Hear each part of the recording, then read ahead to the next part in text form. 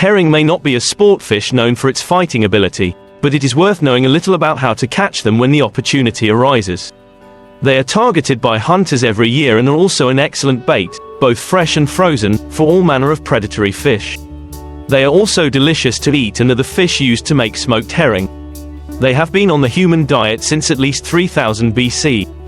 Herring was a very important commercial fish in much of the UK from the mid-17th century onwards until the early 1920s, when catches declined rapidly. During this time they were called silver darlings, and in European waters, silver of the sea, the silver referring to their bright silver body when they were caught from the sea. There was even a battle for the herring, this one taking place in 1429 off Rouvray, France, when the French army tried to break up a convoy of fish and weapons destined for the English. Nothing had changed there at that time. Herrings are round, flat-sided fish with a rounded belly. The lower jaw protrudes further than the upper jaw.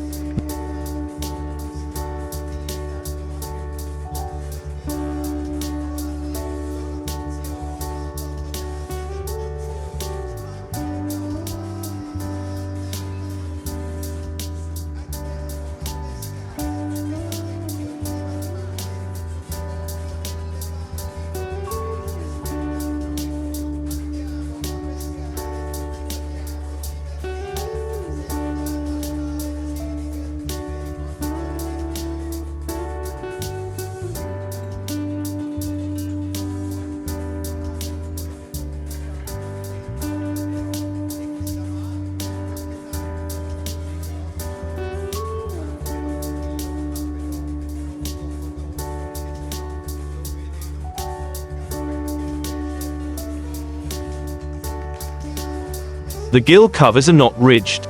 The caudal fin is shallow V-shaped rather than deep and narrow. When handling herring, their scales, which are large for the size of the fish, are prone to shifting and sticking to your hands.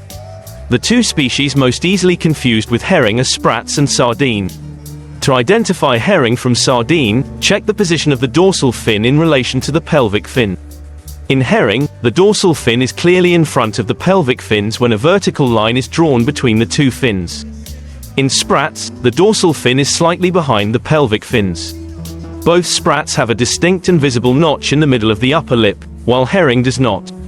It should be noted that anchovies are much more slender fish and therefore should not be confused, plus they are not commonly caught with rod and line. In deeper waters, herring are blue on the back, through to silver on the flanks and a silvery white belly. If you look at the gill covers and flanks and move the fish to let the light hit you, you will also see yellow and pink spots appear.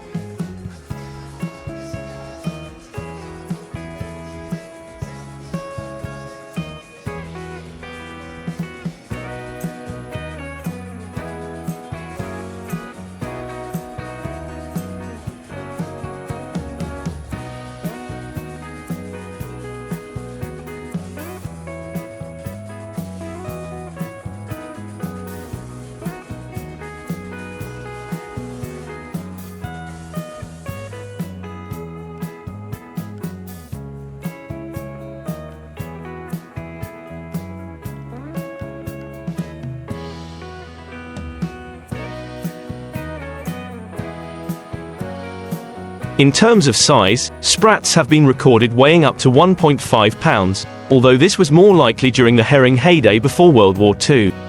Today, a 1-pound herring is a very large fish indeed. The average current weight is between 4 ounces and 8 ounces.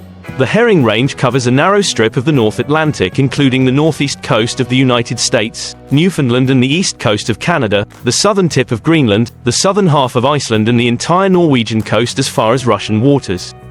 They are also common throughout the Baltic Sea, off the coasts of Denmark, the Netherlands, France and down through the Bay of Biscay as far south as Spain and Portugal.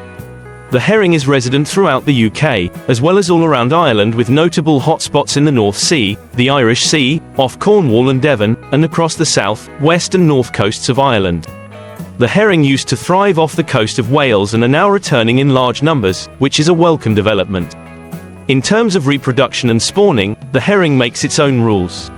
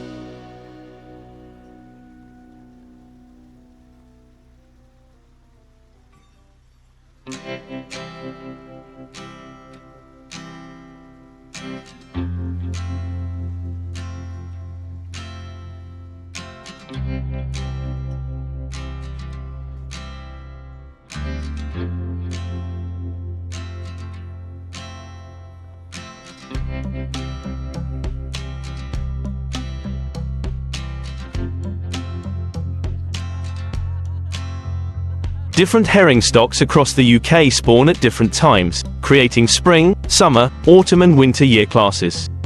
Individual herring stocks spawn at the same time. Each female can lay 10,000 eggs, which, once fertilized by the male, fall to the seabed and attach themselves to seaweed, rocks and any other seabed structure.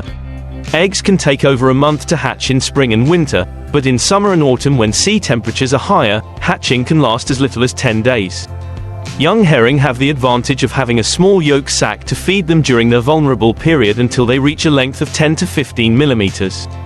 After this, the yolk sac is absorbed and the fish becomes dependent on its own intelligence. They reach sexual maturity at around 10 centimeters in length and are around 2 to 3 years old, making them highly vulnerable to overfishing for commercial purposes. It is generally accepted that herring are caught all year round, but this depends on location. Different herring stocks have different migration patterns, which adds some seasonality.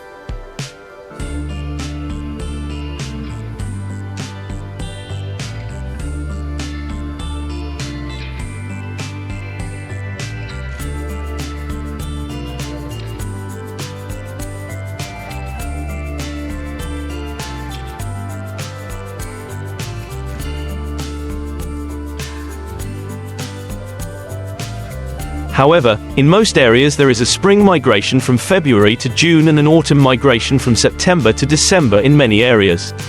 However, herring can be caught in northern Scotland and off the north coast of Ireland almost all year round, although they can be more localized at times. Herring live throughout the water column and can be found at various depths and almost at the surface. They tend to drift deeper during the day, but rise to the surface in the water as light levels decrease towards dusk and around dawn.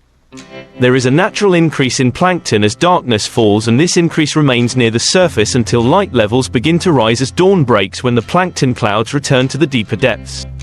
Herring feed on the plankton and follow the same path.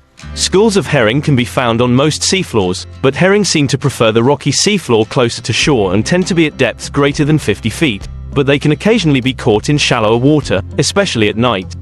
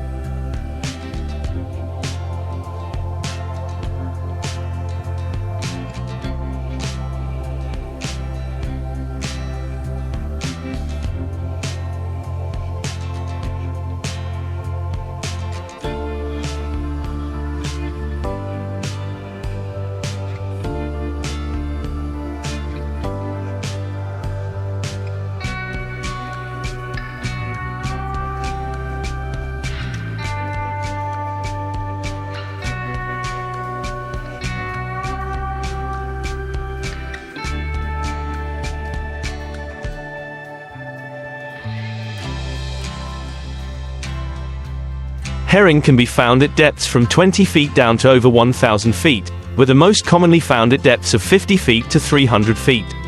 Their diet is very simple. They will feed on plankton and krill for most of the year, but like most pelagic fish they are also predatory and will take other small prey fish that come across their path. They never dive to the bottom and feed on the bottom, so their overall diet seems to be plankton and very small fish caught in the water column. It is rarely written as such, but herring are like some tidal currents. They can often be found between the mainland and an offshore island, as well as around headlands where the tidal current is deflected and in the tidal current that runs around exposed coral reefs or rocky outcrops. The TSF team have also caught them in the Menai Strait between the two bridges where the tides are extremely fast even at smaller ebb tides. Generally speaking, offshore in deeper water they can be caught at any tidal size, but they will be higher in the water column at ebb tides and closer to the seabed at larger tides and with faster tidal currents.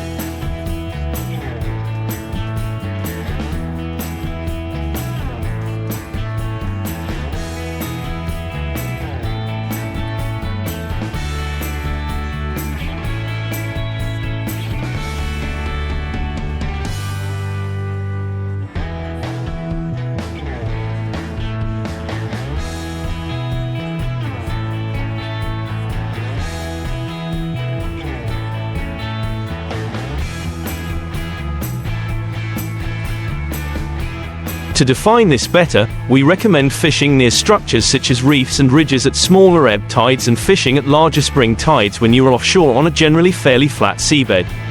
During each tide, expect the herring to be higher in the water column during calm periods, but fall more tightly to the seabed at peak tides. More severe weather will push the herring schools out to deeper water. The best time to fish is when the seas are calm and the weather has been stable for a few days. In short, the herring prefer periods of high pressure and move closer to shore, the longer the calm periods last.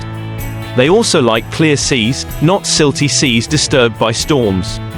A little wind to increase the drift speed of the boat can be good as it helps you cover more ground and find fish quicker. Flat days with no wind mean you cover very little ground, and this can be a problem, especially after a long spell of rough weather when you have to find where the fish are first. They can be caught on sunny days but tend to stay deeper in these conditions.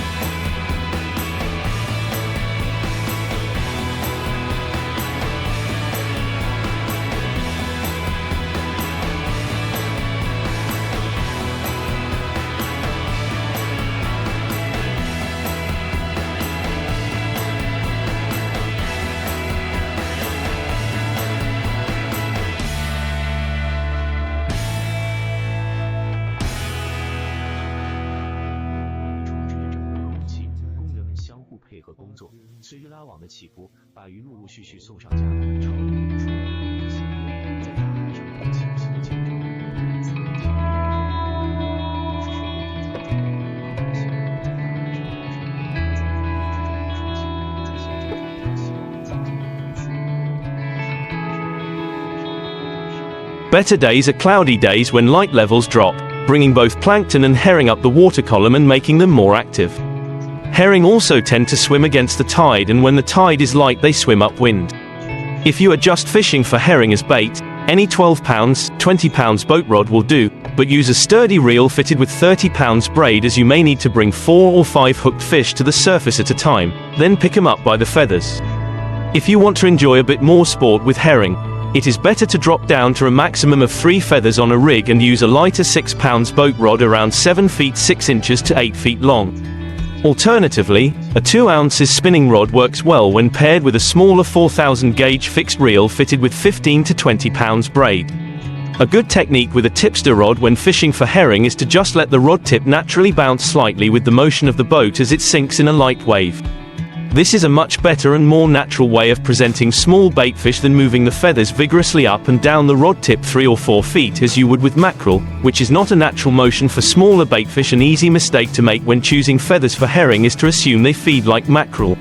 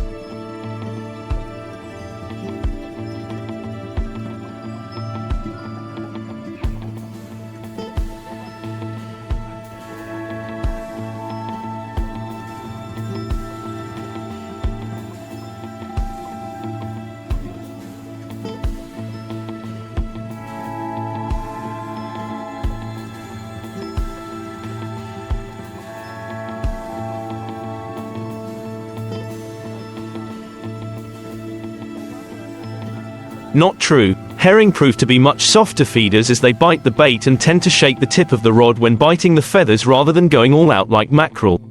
This means that feathers or smaller baits that they can easily bite are better for catching lots of herring. Catching herring is quite easy once you get the basics down. The most important thing is to find them in the first place. We have seen how they adjust their depth in the water column to higher or lower light levels and the strength of the tide, so this is a good place to start. Typically you will be fishing from a boat during the day, so the best strategy is to start casting feathers about 10 feet above the seabed. If you don't find herring here, move up another 10 feet. Do this every cast until you find a school of fish. Herring adapt to light in the water very quickly, and even a sky that goes from grey to cloudy suddenly clearing to let the sun shine through can cause them to sink deeper.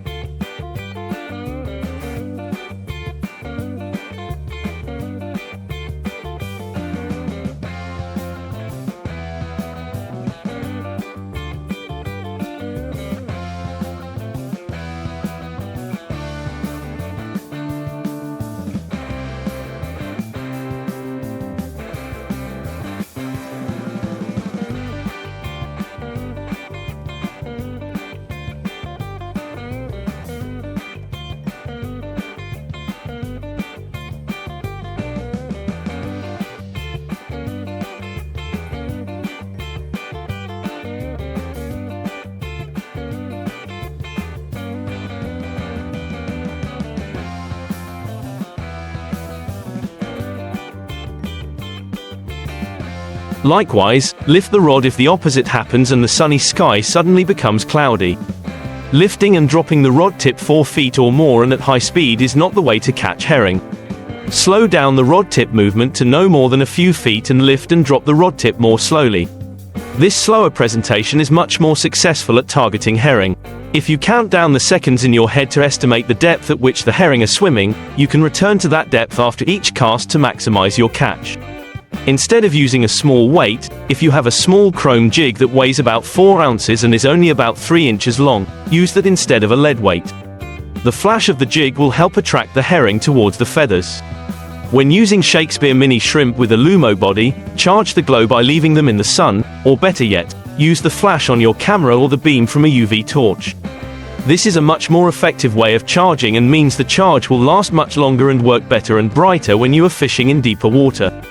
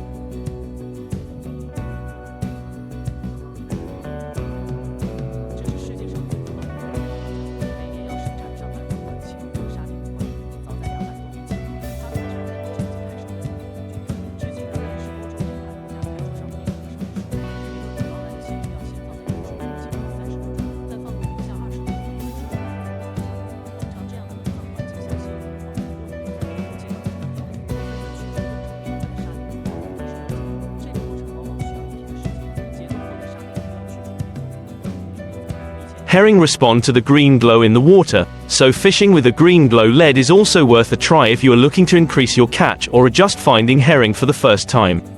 Much of the information discussed above applies to any herring you catch offshore. Again, this depends on where you are in the UK and Ireland and when the herring in front of you are likely to spawn. In general, herring schools tend to be closer to shore in late winter and early spring, and again in the autumn up to Christmas. In some parts of Northern Ireland and northern Scotland, where deeper water is very close to shore, the chance of herring in early summer is higher. The shallower the water, the more likely it is to find cooler weather for the best results. Always target herring when the weather is calm for a few days with flat seas and fairly steady high pressure. Herring move closer to shore with high pressure, but will drift back when the pressure starts to drop again. Try fishing on cloudy days if you are in shallower water, as herring are more likely to be there. Sunny days suggest moving to much deeper water locations such as rock marks. A flat wind from the mainland is ideal, but in deeper water a little swell is fine, but rougher seas will cause schools of fish to move further out.